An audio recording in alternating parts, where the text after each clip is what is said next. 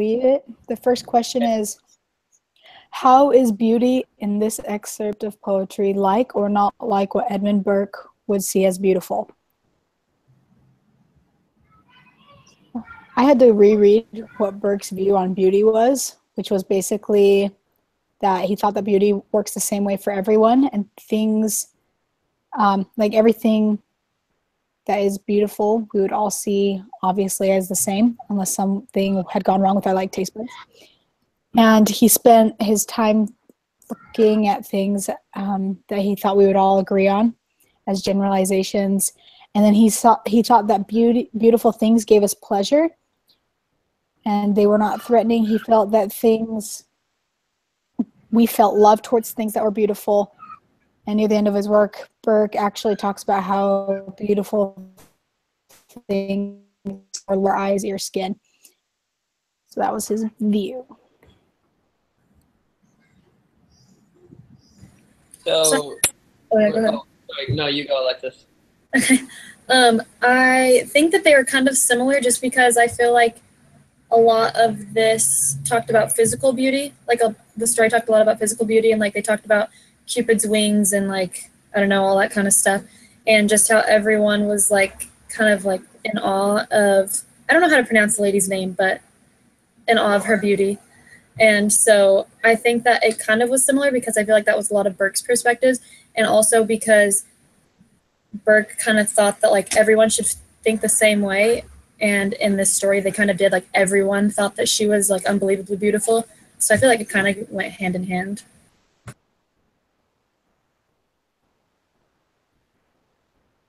Nice. I thought about what I was going to say, and now I don't know if I should say it, but so first I'll ask a question. Wait, so Burke said that like everything that's beauty like makes, I could be totally making this up, shoot. That everything that's like beauty makes you feel good, and if it doesn't make you feel good, then it's not beauty. Did I make that up?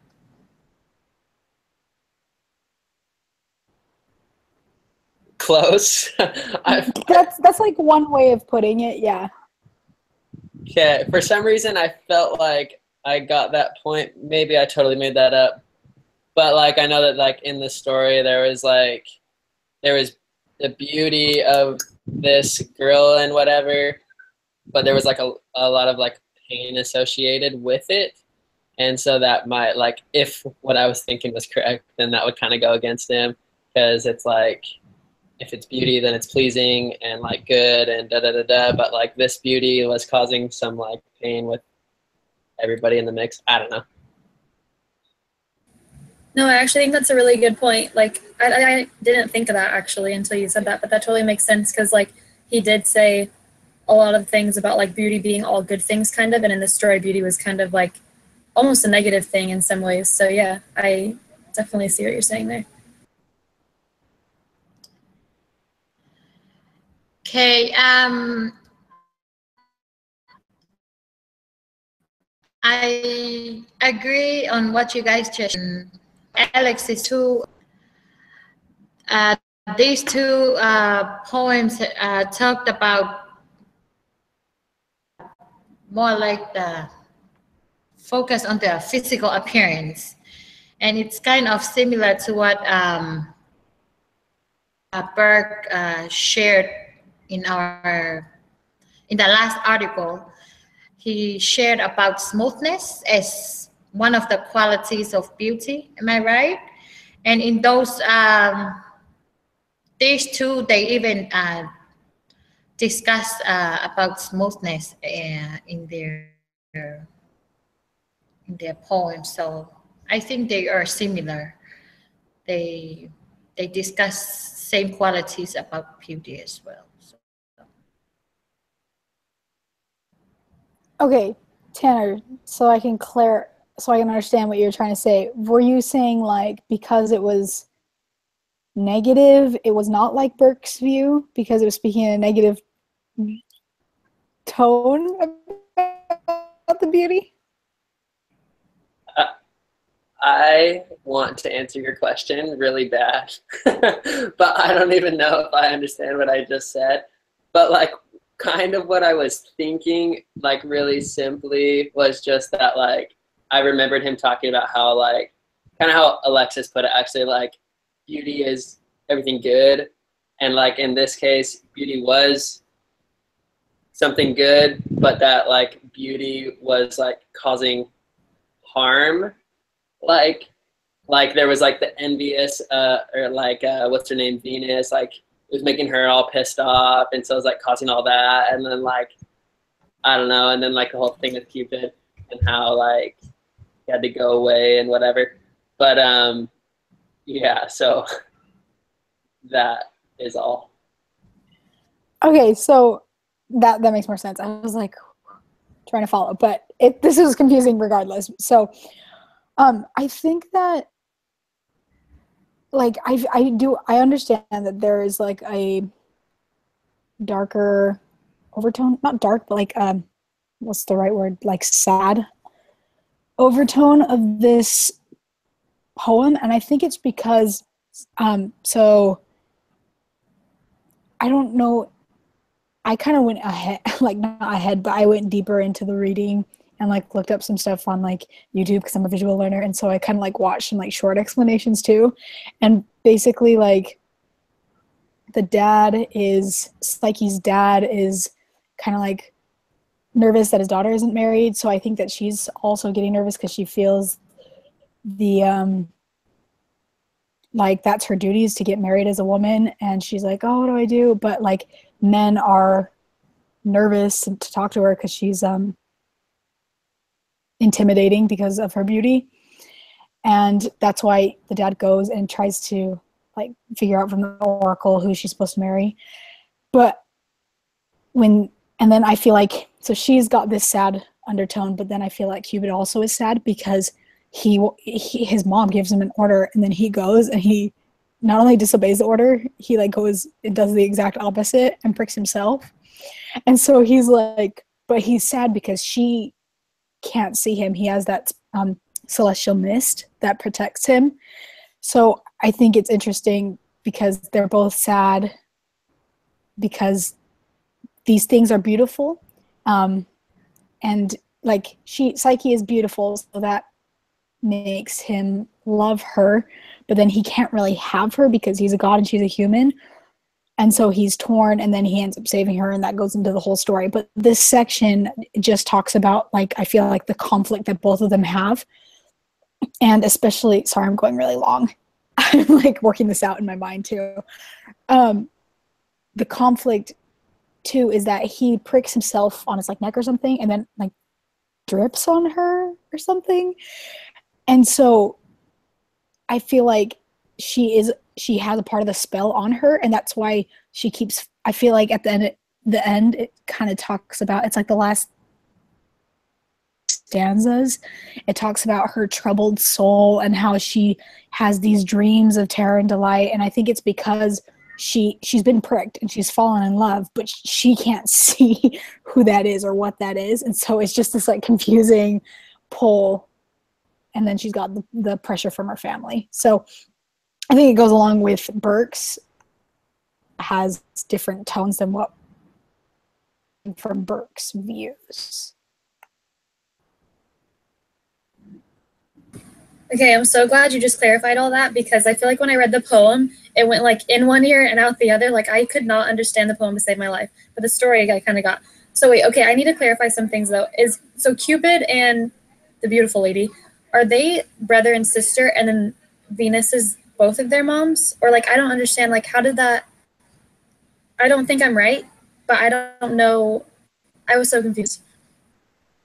So Venus is Cupid's mom, and Psyche is the girl. She's the youngest of 3 daughters to like a king, and she's very, very beautiful. And all of them are very beautiful, but she's the most beautiful, and she's the youngest. And so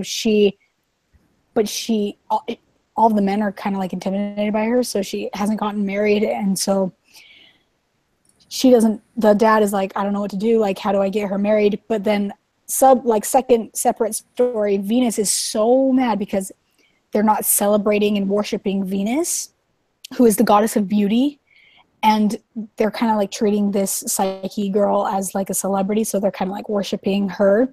And so she wants to get the attention away from her, so she sends her son Cupid to go shoot Psyche with an arrow so that Psyche will fall in love with someone beneath her. If that makes sense. Okay, yes, that makes so much more sense. So her mom was never like a part of anything then, except for like in the beginning. But other than that, she was never, her parents just wanted her to get married, right? Okay. Got it. Okay, awesome. I guess we'll move on to the second question. Is Cupid beautiful?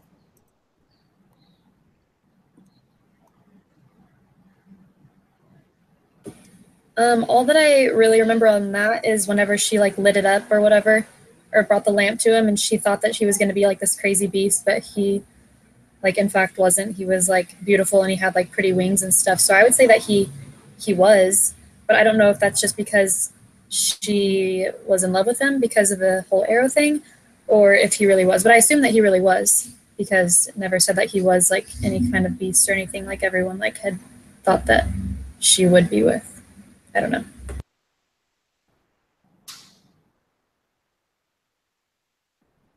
I think that Cupid was beautiful. I mean, I assume in Burke's way. I don't. The question just says, "Is Cupid beautiful?" So, I assume that he was beautiful because she says in the story, and all of the stories say that even when she went in, like she was dropped off on the cliff, assuming that she was going off to marry this like serpent beast, and then was carried away to this castle thing, and then went into the bedroom and to meet her husband. But when she like touched him and felt him, she could tell that he was like a man at least, and not a serpent. And so she felt like he was, and she could tell that he was like a young man, so she kind of felt that that was attractive. And then I think what is beautiful, and actually made me miss my husband a lot, was how sweet he was to her every night, and how she totally fell in love with her husband even though she never saw him, and that was beautiful. And then when her sisters came over, she was all like kind of bragging about him, but couldn't really brag about him because she was like, I guess I haven't really seen him. And so her sisters got her to confess that. And then right when she saw them light up, he was like the physical form of beauty also. So I think Cupid like was able to define beauty in a bunch of different ways, or encompass beauty in a bunch of different ways.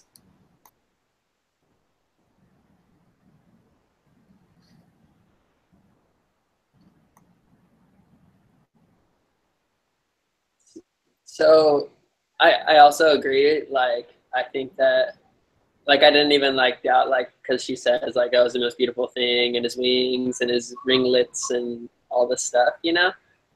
But like, why should we have like doubted that he was beautiful? Like, is that why the question is there? Is there something that like a reason why he wouldn't be? Or is it just like an obvious answer? The only thing I can think of is like maybe like in comparison to her, because she was so extraordinarily beautiful, maybe she was asking because like anyone that was beneath her wouldn't have been good enough. But I feel like it ended up being good enough, so maybe that's why the question is there. I don't really know. It's the only thing I can think of. Cool. Yeah, just wondering. It seemed weird because it seemed so obvious. But yeah, I agree. Beauty, both like in the way he acted and treated her, and then like from her description on the physical appearance, I think both are.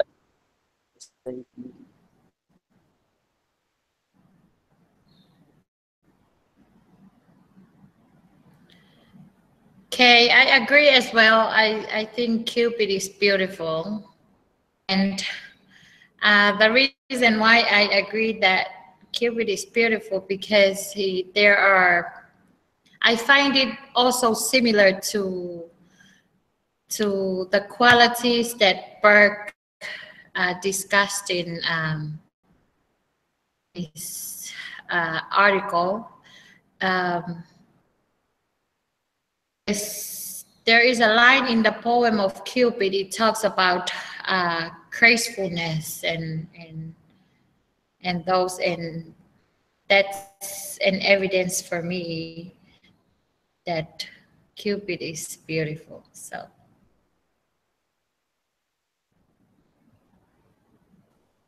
Yeah, I like what Alexis brought up about how, I mean, I think you were going, I think this is what you said, how Venus wanted her to marry someone that was beneath her, but Venus, the god of, is she the goddess of war and beauty? Something like that. She's for sure the goddess of beauty. Her son, I'm guessing, is not going to be too bad looking. Okay, I think we'll move on to the next question. Does Psyche fit Burke's characteristics of beauty? So I think to start it off, just we talked about in the beginning how everyone thought she was beautiful, so there must have been a standard of beauty that she definitely fit because everyone was swooning, which made a god mad. Yeah, I feel like she was beautiful according to his like measures, but I feel like she was beautiful according to like everyone's measures because she wanted the same thing as everyone else did. I feel like there was never anything in there that said that she had like bragged about her beauty or thought she was better than everyone else or thought she deserved so much more. Like it kind of just like happened for her because she never got the opportunity to be with a regular like man.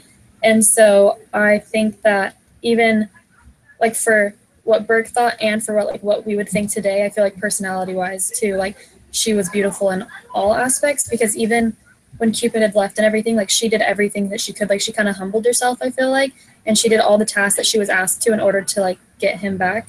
So I feel like that's kind of a beautiful trait, like something that we today would consider beautiful. And then for her beauty, I feel like that's something that Burke would consider beautiful. So I feel like it goes for every way, I guess.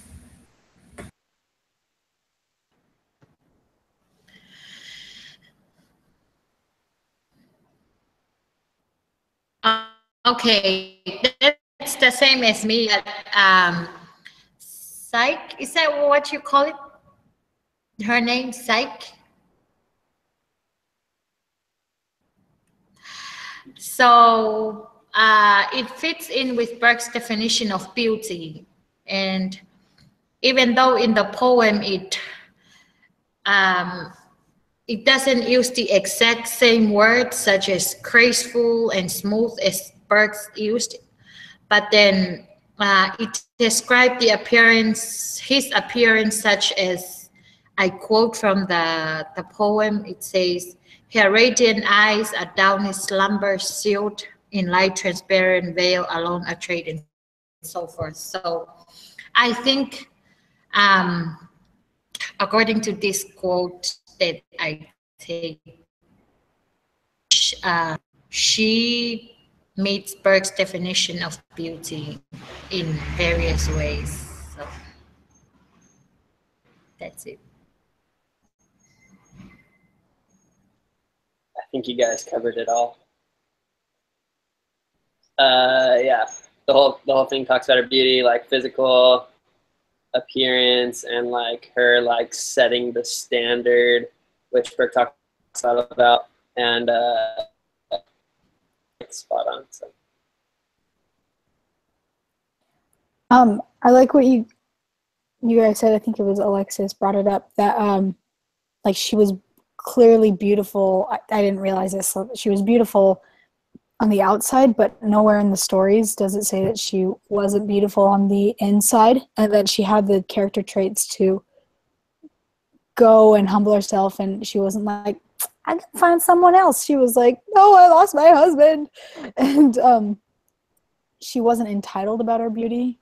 And something I thought was cool was that when she was supposed to go get beauty from the underworld goddess, she put it in a box and then was supposed to go take it to Venus, and then she opened it to take a little bit for herself. Like, she didn't think that she was beautiful herself.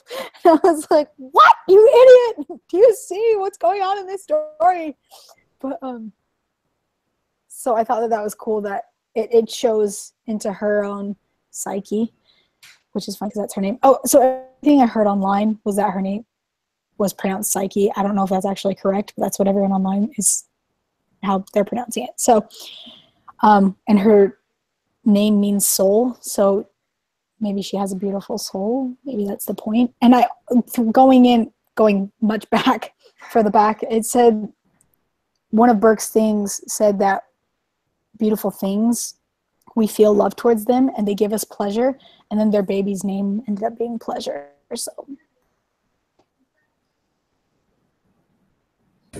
No, I'm so glad you brought that up because I feel like it draws a parallel towards today's world, how she, like, the thing about her going to, like, she was already so beautiful and then she opened it to, like, get all over herself. And, like, that's kind of how I feel like women, or anyone actually, not just women, like everyone is today. Like, it doesn't matter how good looking you are or whatever, like everyone always wants to be a little bit prettier, a little bit, like, they want to change something about themselves usually. And so I feel like when I don't know, Mrs. Ho was talking in her intro video, she was saying stuff about like how you'd be surprised that like there are things like today that like make sense of back, you know, back in those times. And I feel like that's one of those things is like she was already so beautiful, yet she still wanted more. And I feel like that's how all of us kind of are at some point or another.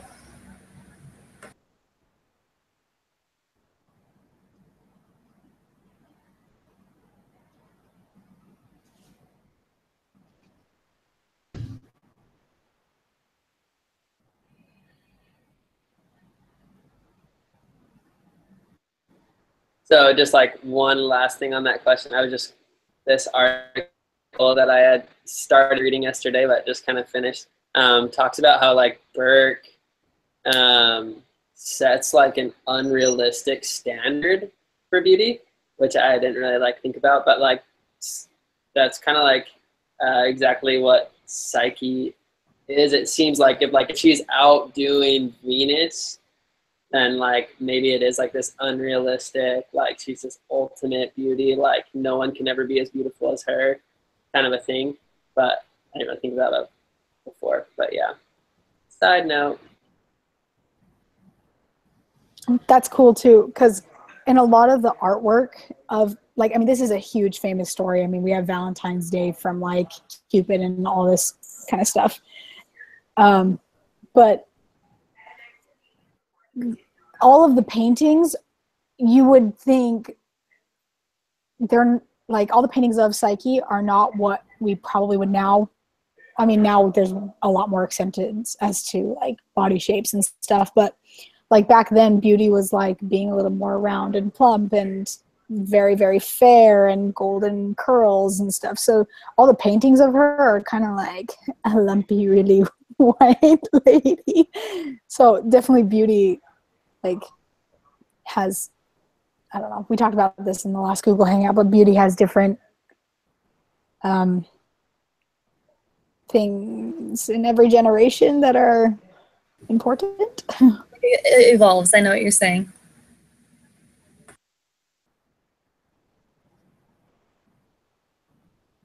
How many more questions do we have? Because I think we have like 8 minutes left or something, and then I want to make sure that you have all the info you need before we're done. We have 4 more questions. I mean, 2 more. Next question. Is it significant that Cupid gets into problems because of Psyche's beauty? So with that, what problems did I'm breaking up the question. What problems did Psyche get into because of, what problems did Cupid get into because of Psyche's beauty? Well, like the first problem, like he disobeyed his mom, and like created that whole thing.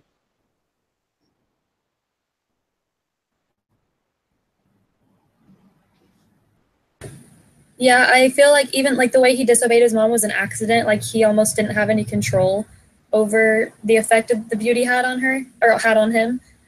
Just because like he went there with like the plan of doing what his mom said, but because he saw how beautiful she was, like kind of messed everything up. So I don't think it was intentional, but her beauty definitely had an effect on him that he like wasn't prepared for and didn't even want at the beginning. I think another like problem that he ran into was he fell in love with her, which meant he couldn't really be himself with the woman he loved, because if he had like married another goddess, then they could have just had a normal life. But because of marrying Psyche, he thought that technically their love was like not allowed, so he had to kind of hide it.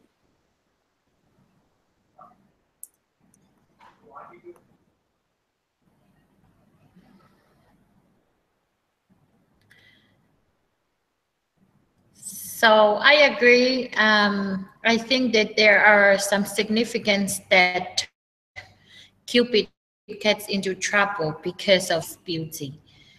And I think part of the thing that this author is trying to tell us is that beauty can almost be a curse or something.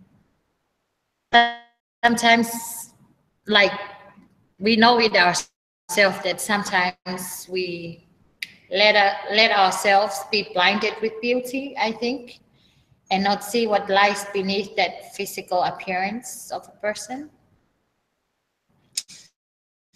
I think that's um, in there, or that's what the author is trying to. Yeah, so now talked about what problems did he run into. The question is it significant that Cupid gets into problems because of Psyche's beauty?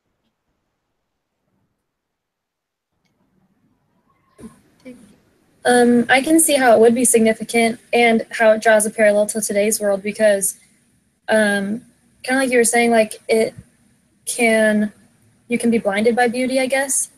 And so Yeah. I feel like he might have been in a way. I know like relationships, like since forever, like you think someone's cute or you think someone's attractive, you kind of look past certain flaws in their personality or their motives because of how you're attracted to them. So I don't know if it's not the same situation with Cupid, but it does draw a parallel towards like beauty can blind, other things.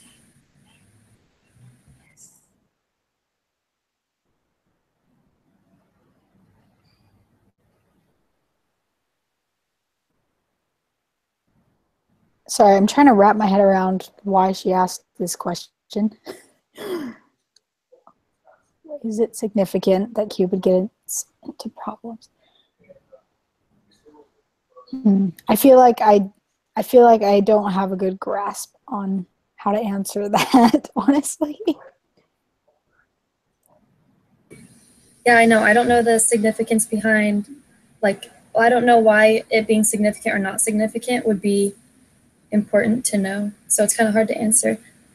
I don't know if that has to do with, I don't know. I don't know. Maybe it's not significant then. Or maybe. I think the only significance that I see, and kind of like what you guys are talking about, is like that happens all the time in our world, like when you're blinded by beauty and get in trouble because of beauty, and things like that. But yeah, as far as like significance in the story itself, I don't understand it either. So I don't know why it would be like a significant thing other than like disobeyed and whatever. But yeah, I don't know. Okay, so going off of that, I think we can argue, I'm going to argue in our paper that it isn't necessarily significant. Maybe it's significant in the story that Cupid gets into problems because of Psyche's beauty, because it shows that this is so common, like throughout history, and because the natural man falls in love with things that are beautiful because of the way they touch our eyes, our ears, our senses.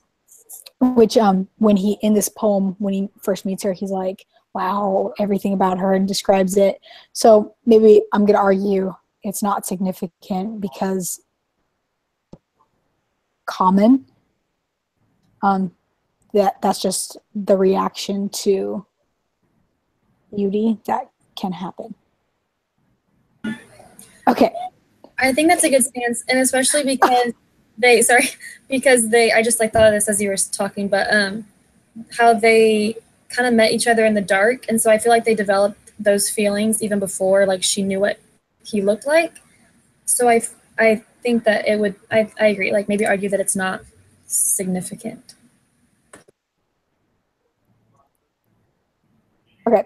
Last question is, does this change how we think about beauty?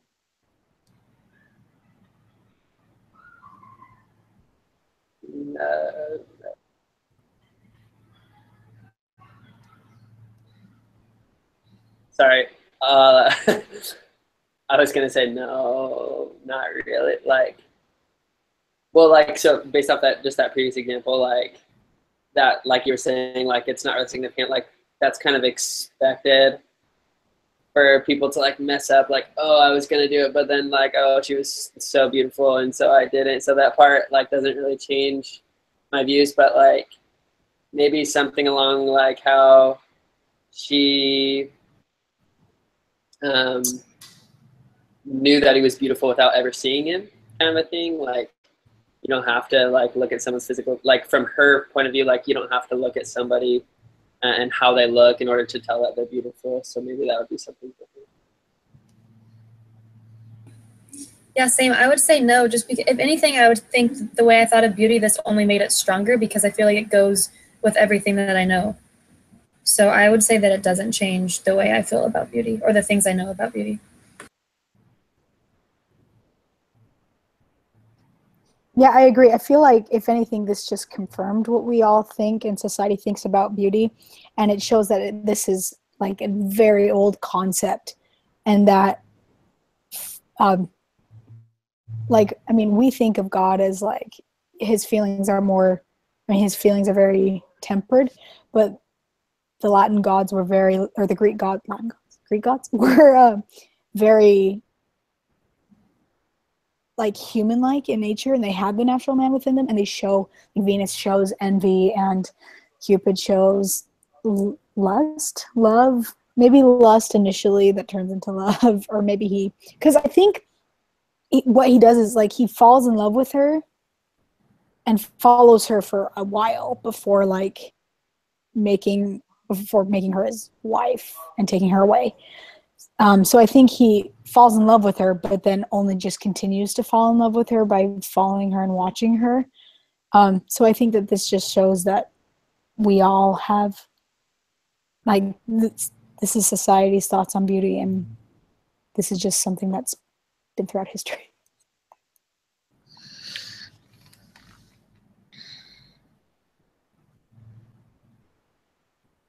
Okay, I agree. I think no, it doesn't change our thinking about beauty, but I think that this poem show us that beauty can be deceiving sometimes and maybe can get us into trouble if we are not careful and get into the right perception of it. So it doesn't change my thinking, but yes.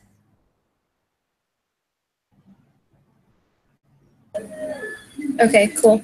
So then that's the last question, right? Okay, so do you have any questions like on what you want to write about or anything that we can help with before? I think we can end the live, and then I can ask some questions. Okay. I'll go ahead and end it right now.